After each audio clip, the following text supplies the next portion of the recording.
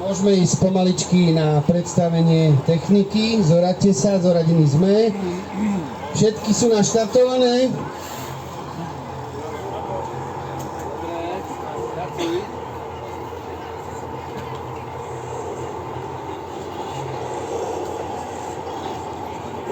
Uško, môžeme?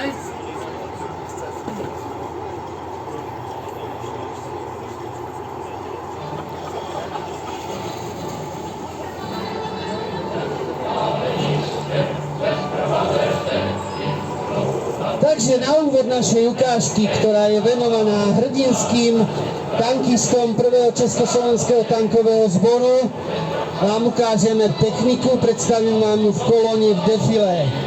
Prvým tankom je legendárny SU-100, pôvodom ruský, ale používali ho naše československé jednotky.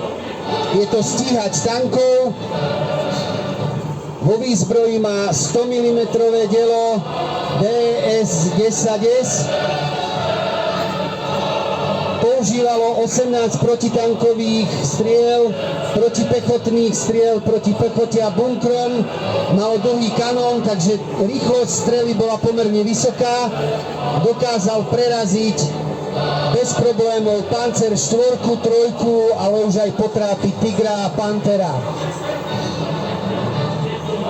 Druhý v kolóne ide takisto krásny stroj SU-152, ISU 45-tonová samochodka, ktorá bola používaná na prerážanie bunkrov, ale použili ju aj na ničenie tankov. Malo 152 mm húfnicu ML-20S, priebojnosť až na 500 metrov. Takisto tejto operácii, ktorú vám ukážeme, venovanú ostravskej operácii, pôsobil aj 4. ukrajinský front a ten mal vo výzbroji aj americké tanky. Takže toto je tank M3 Lee Grant, stredný tank, vyrobený od roku 1941. V otočnej veži mal 37 mm kanón, ktorý aj tu pálil. A priamo v korbe mal 75 mm kanón.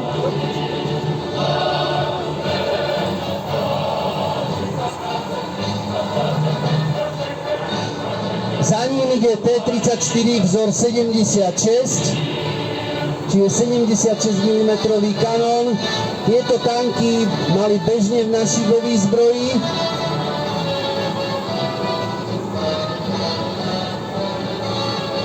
Tvoril ho teda 76 mm kanón, dvakrát gulomet 762.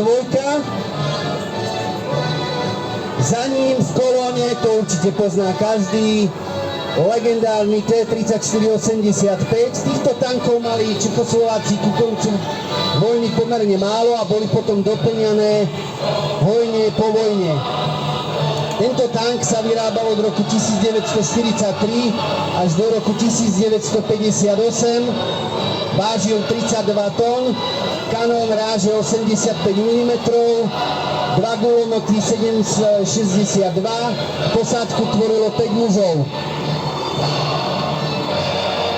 A potom naposledy v kolóne ešte teda vyráža Ford a za ním ukončuje kolónu Čechoslovákov IS-2, takisto ťažký tank odozva proti Tigrom.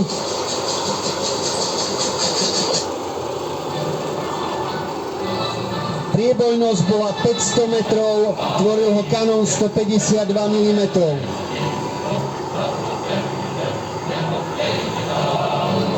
Takže tanky sa nám budú pomaličky vracať. Zúčastnia sa nám ukážky. Vidíte nádherne, T-34 má aj posádku, vojaci, tankisti v prierezoch, v poklopoch. Zakončuje to svietiaci Ford, ktorý vezie muníciu.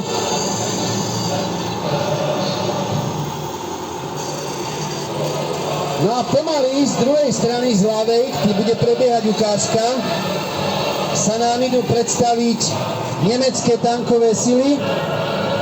Prvý tank je Panzer III s krátkou hlavňou.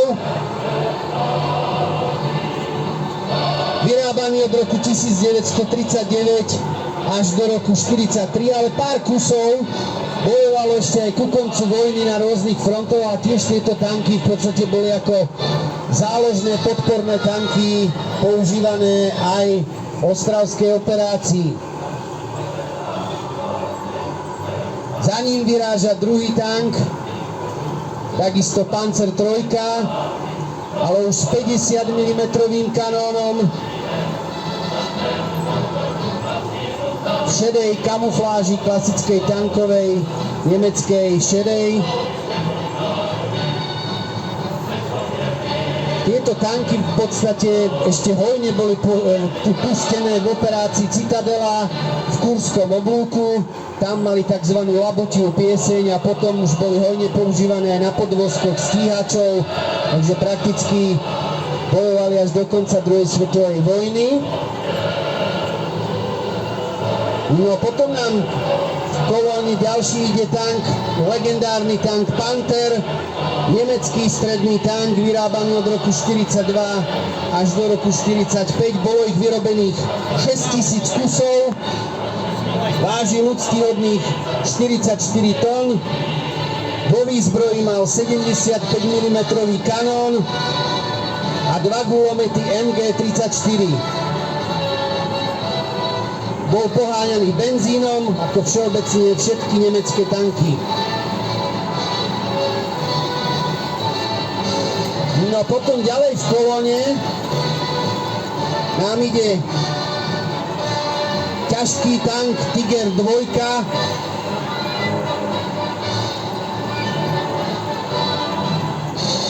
Cena tohto tanku sa pohybovala v nemeckých markách zhruba okolo 800 000 mariek a posledné verzie končili cez 1 000 000 mariek. Výzbroj tvoril 88 mm kanón, takisto 3 gulomety MG42, 34. Vidíte aj vo veži veliteľa, ten používal tiež tento gulomet. Bol to ťažký tank, spotreba paliva obrovská, takže tieto tanky v podstate jednak boli veľmi opancírované, boli účinné, ale používali sa málo. Najviac týchto tankov bolo použitých v ardenskej operácii. No potom tam vidíme ešte ten maličký tank, to je nemecký Hecer, ale vyrábaný aj v Čechách. Veľmi dobre sa osvedčil v bojoch, pretože mal dobrý kanón, ktorým dokázal ničiť akúkoľvek spojeneckú techniku. Na vynikajúcom podvozku tanku LT-38 prvorepublikového, motor Praga.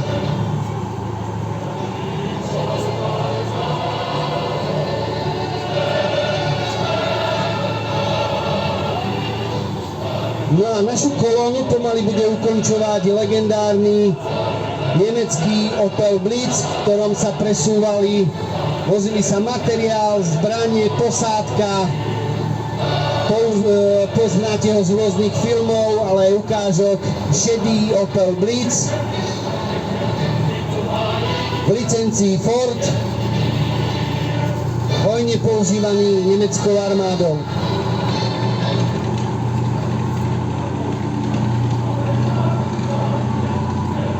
Pokúša sa nám prejsť most.